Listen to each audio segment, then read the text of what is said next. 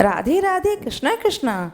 आप सभी लोगों को अहोई अष्टमी व्रत की हार्दिक शुभकामनाएं।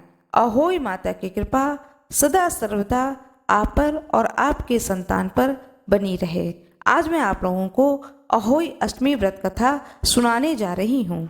अहोई अष्टमी व्रत संतान के सुख के लिए किया जाता है। अहोई अष्टमी के व्रत रखने से संतान की उन्नति होती है, तरक्की होती है, लंबी आयु होती है संतान की।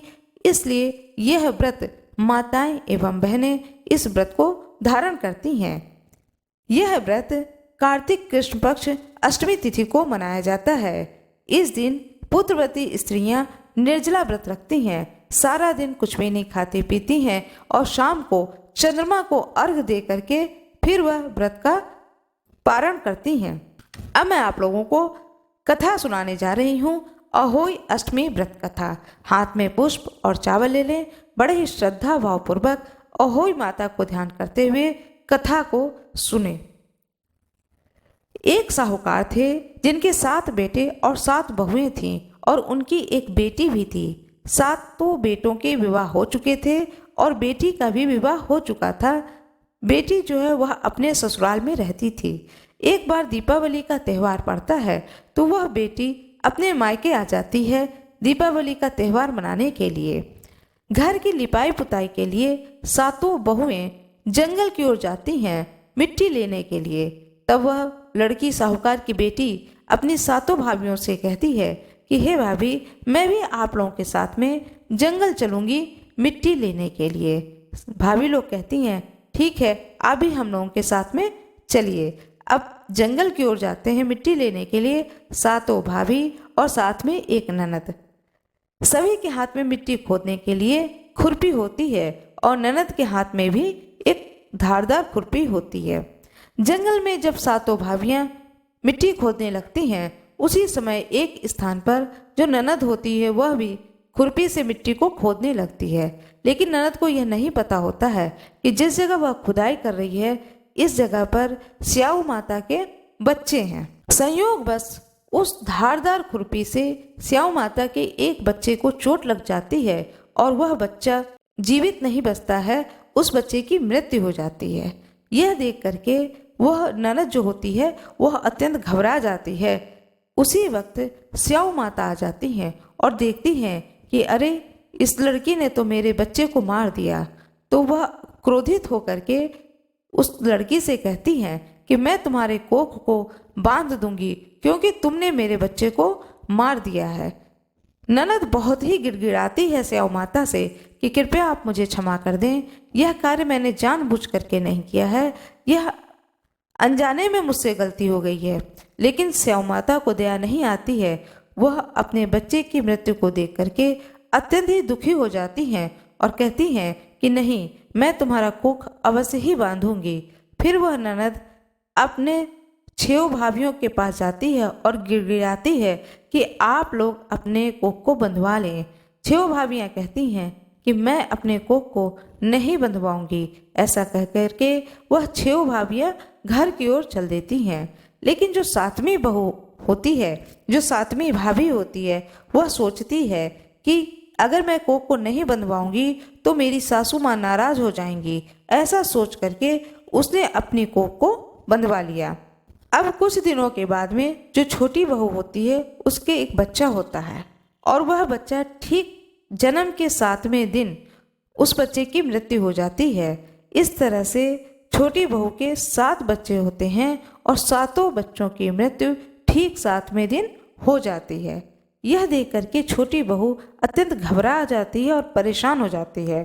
फिर वह एक ब्राह्मण देवता को अपने घर पर बुलाती है और पूछती है कि क्या कारण है कि मेरे बच्चे जीवित नहीं रहते हैं और जन्म लेने के ठीक 7वें दिन उस बच्चे की मृत्यु हो जाती है। कृपया आप मुझे कारण भी बताएं और निवारण भी बताएं। तब ब्राह्मण देवता बताते हैं कि तुम्हारा कोख बंधा हुआ है जिसके कारण तुम्हारे संतान होती है लेकिन उसकी मृत्यु हो जाती है। इसका उपाय यह है कि तुम सुरही गाय माता की सेवा करो। सुरही गाय जो है वह स्याऊ माता की सहेली है और वह ही तेरी कोख को छुड़वा देंगी। तब तेरी जो भी संतान होगी वह जी जाएगी। यह सुन करके वह बहू जल्दी से उठ करके सुरही गाय के सेवा करना शुरू कर देती है। गौ माता ने सोचा कि आजकल कौन मेरी सेवा कर रहा है। फिर वह देखती है कि यह बहू जो है, साहूकार की जो छोटी बहू है, वह मेरी भक्ति भाव पूर्वक इतनी सेवा करती है। तब गौ माता बोलती हैं कि बता तेरी क्या इच्छा है, तू मेरी इतनी सेवा क्यों करती है? मैं तुम्हारी सेवा से अत्यंत प्रसन्न हूँ, मांगो तुम मुझसे क्या मांगती हो। तब साहूकार की बहू बोलती है कि मुझे वचन दो। तो गौ माता ने कहा कि लो मैंने तुम्हें वचन दिया।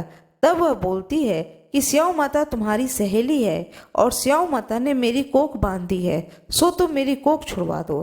तब गौ माता ने कहा कि ठीक है, मेरे साथ तुम मेरी सहेली के घर चलो। वह दोनों सुरही गाय और साहूकार की बहू दोनों स्याऊ माता के घर जाने लगती हैं और रास्ते में वह अत्यंत थक जाती हैं, तो दोनों एक पेड़ के नीचे बैठ जाती हैं। थोड़ी देर में देखती है, साहूकार की बहू देखती है एक सांप आया है और पेड़ पर गरुड़ पंखनी का बच्चा था, उसको डसने लगा है। तो साहूकार की बहू ने सांप को मारकर ढाल के नीचे फेंक दिया और बच्चे को बचा लिया। उसी समय गरुड़ पंखनी आई और साहूकार के बहू को चोंच मारने लगी। तब वह बोलती है कि मैंने तो तेरे बच्चे को बचाया है, यह सांप तेरे बच्चे को मार रहा था, लेकिन मैंने इसे बचाया है। तब गरुड़ पंखनी बोलती है कि मांग तो क्या मांगती है। तब वह बताती है कि हम लोग स्याऊ माता के घर जा रहे हैं। तो वह कहती है कि ठीक है, चलो मैं तुम दोनों लोगों को स्याऊ माता के घर पहुंचा देती हूँ। इस प्रकार गरुड़ पंखनी ने अपने पीठ पर बिठा करके दोनों को स्याऊ माता के घर पहुंचा दिया। स्याऊ माता ने जब सुरही गाय को देखा तब बोली, स्याऊ माता सुरही गाय से कहती हैं, आओ बहन, बहुत दिनों के बाद आई हो, तुम्हें देख करके मैं अत्यंत ही प्रसन्न हुई हूँ, आओ। इस प्रकार से सुरही गाय की स्याऊ माता ने स्वागत किया और साथ में साहूकार के बहू को भी घर के अंदर ले गई। स्याऊ माता की साहूकार की बहू ने अत्यंत सेवा करी। उसकी सेवा से प्रसन्न होकर के स्याऊ माता ने कहा, मांगो तुम मुझसे क्या मांगती हो, क्योंकि मैं तुम्हारी सेवा से अत्यधिक प्रसन्न हूँ। तब यह इस बात को सुन करके छोटी बहू कहती है कि आप पहले मुझे वचन दीजिए कि आप अपने वचन से विमुख नहीं होंगी। स्याऊ माता कहती हैं, ठीक है, मैं अपने वचन से विमुख नहीं होंगी। तब साहूकार की बहू ने कहा कि मेरी कोख आपके पास बंधी पड़ी है। तब स्याऊ माता कहती हैं कि तूने मुझे तो ठग लिया, लेकिन मैंने तुम्हें आशीर्वाद दिया है कि मैं अपने वचन से विमुख नहीं होंगी, इसलिए जा, मैं तेरे कोख को खोलती हूँ और तुम जब घर जाओगी तो तुम्हें तुम्हारे घर में 7 बेटे और 7 बहुएं मिलेंगी और घर जाकर तुम 7 कढ़ाई चढ़ाना, अहोई माता का व्रत रखना और अहोई माता की पूजा करना। इस प्रकार से आशीर्वाद को लेकर के वह छोटी बहू अपने घर को आती है। जब घर में वह आती है तो देखती है कि 7 बेटे हैं और 7 बहू बैठे हुए हैं और घर में बहुत सा धन हो गया है। तब उसने 7 होई मांडे, 7 उजमन करे, 7 कढ़ाई चढ़ाई। इधर उनकी जिठानी सोचती हैं कि जल्दी जल्दी पूजा कर लो, नहीं तो वह देवरानी रोने लगेगी, क्योंकि उसके तो कोई संतान ही नहीं है। थोड़ी देर में उन्होंने अपने बेटे से कहा कि तुम लोग अपनी चाची के यहाँ मत जाना, उस ओर देखना भी नहीं, क्योंकि तुम्हारे चाची के कोई भी संतान नहीं है, तो वह आज के दिन बहुत ही रोती है। यह सुन करके जिठानी के बहू और बेटों ने कहा ठीक है। फिर एक जिठानी अपने घर के छोटे छोटे बच्चों को भेजती है कि जाओ देख करके आओ कि चाची के यहाँ क्या हो रहा है। तब वह बच्चे जाते हैं और लौटकर आते हैं और कहते हैं कि उनके घर में तो कढ़ाई चढ़ी हुई है, हलवा पूड़ी बन रहा है, अहोई अष्टमी की पूजा हो रही है और उनके घर में 7 बेटे हैं और 7 बहू है, यह सुन करके वह जिठानी भाग करके अपनी देवरानी के घर आती है और कहती है कि क्या तुमने कोख छुड़वा लाई हो। तब वह कहती है कि स्याऊ माता ने दया करके मेरी कोख खोल दी है। हे स्याऊ माता, जैसे साहूकार के बेटे की बहू की कोख खोल दी, वैसा ही कथा को कहने सुनने वाले सभी परिवार की कोख खोलती जय हो। स्याऊ माता की जय हो, सुरही गाय की जय हो, अहोई अष्टमी की जय हो, अहोई माता की जय हो। अहोई अष्टमी के दिन माता पार्वती की भी पूजा की जाती है।